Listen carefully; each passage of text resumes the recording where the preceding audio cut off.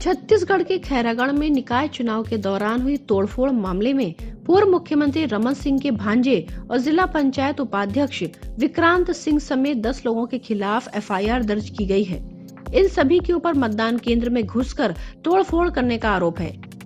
Returning officer की लिखित शिकायत के बाद इस मामले में 2 अलग अलग एफआईआर शुक्रवार को खैरागढ़ थाने में दर्ज की गयी। इनमें से एक एफआईआर पुलिस की ओर से है। दरअसल खैरागढ़ नगर पालिका चुनाव में 23 दिसंबर को मतगणना हुई थी।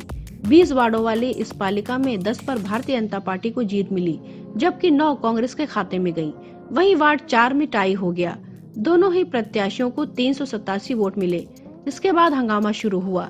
उनकी मांग पर दोबारा गिनती हुई तो भारतीय जनता पार्टी उम्मीदवार कैलाश नागरे का 1 वोट निरस्त कर दिया गया। इसके बाद कांग्रेस प्रत्याशी सुमित तांडिया को विजयी घोषित कर दिया गया। कांग्रेस प्रत्याशी की जीत की घोषणा होते ही भाजपाइयों का गुस्सा फूट पड़ा। आरोप है कि जिला पंचायत उपाध्यक्ष विक्रांत सिंह के साथ अन्य भाजपाई नारेबाजी करते हुए मतगणना केंद्र में घुस गए। उन्होंने वहां तोड़फोड़ शुरू कर दी। मतदान केंद्र में रखी कुर्सियों को तोड़ दिया गया। उसके बाद बाहर ही बैठकर शासन प्रशासन के खिलाफ नारेबाजी शुरू कर दी गई।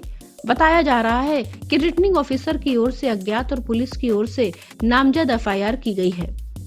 वहीं भिलाई नगर निगम चुनाव में मिली हार के बाद भारतीय जनता पार्टी नेताओं ने धांधली, गलत मतगणना और अफसरों की मिलीभगत का आरोप लगाया। पूर्व मंत्री प्रेम प्रकाश पांडे ने तो यहां तक कह दिया कि अपने 45 साल के राजनीतिक जीवन में इतनी नंगता के साथ किसी कलेक्टर का प्रदर्शन नहीं देखा जो तलवे चाट रहा हो पूरे प्रशासन का। पूर्व मंत्री ने बातों ही बातों में कलेक्टर का भविष्य भी बता दिया कि जिस तरह से उसने कार्य किया है उसका भविष्य आगे ठीक नहीं रहेगा। भारतीय जनता पार्टी नेता मीडिया से बात कर रहे थे। पूर्व मंत्री पांडे ने कहा कि प्रदेश के मुख्यमंत्री भूपेश बघेल का इस जिले के कलेक्टर को निर्देश था, इसलिए कलेक्टर ने इस तरह का नंगतापूर्ण प्रदर्शन किया। हमने कभी ऐसी भाषा का प्रयोग नहीं किया। आप बताओ कौन सा न्याय है? 1 वोट से जीते प्रत्याशी को तुरंत प्रमाण पत्र दे रहे हो और 3 वोट से जीते प्रत्याशी की रिकाउंटिंग करा रहे हो। लोकतंत्र की लड़ाई में मुख्यमंत्री भूपेश बघेल उत्तर प्रदेश में जाकर बोलते हैं कैसा कलेक्टर है और खुद ऐसा कलेक्टर पाल रहे हैं जिनकी नीयत ठीक नहीं है, जिसकी नियत ही कुछ नहीं है, सिर्फ और सिर्फ सरकारी जो नेता है उनके कहने पर कार्य करता है।